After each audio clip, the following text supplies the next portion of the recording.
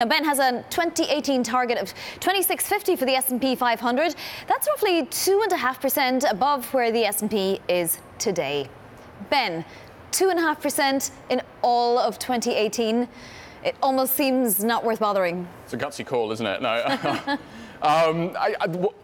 So let's take this one at a time. Earnings, I think you're going to get double-digit earnings growth next year. I think we have pretty good visibility on that. I think the elephant in the room here is what are you prepared to pay for that?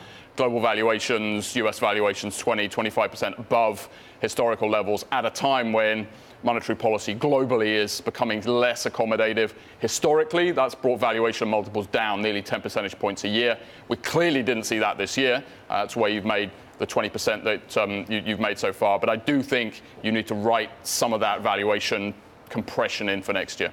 But with the 10-year US yield at 2.34% now, and it was above that just last week, why bother? I mean, why not just stick with the safety, so-called, of bonds and, do away with the equity risk?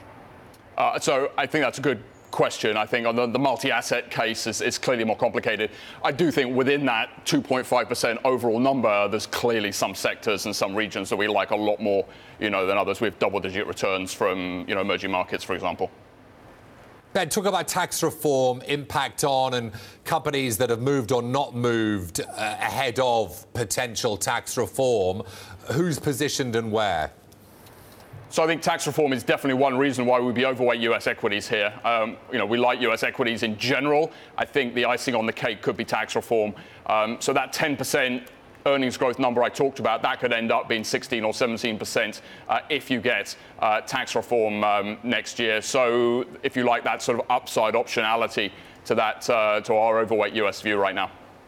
Couple of other big calls you're saying. Underweight Japan. You know what, Ben? The last week or two, we've had guest after guest that says buy Japanese stocks. You're underweight. And you're contrarian, underweight Europe. Talk us through those.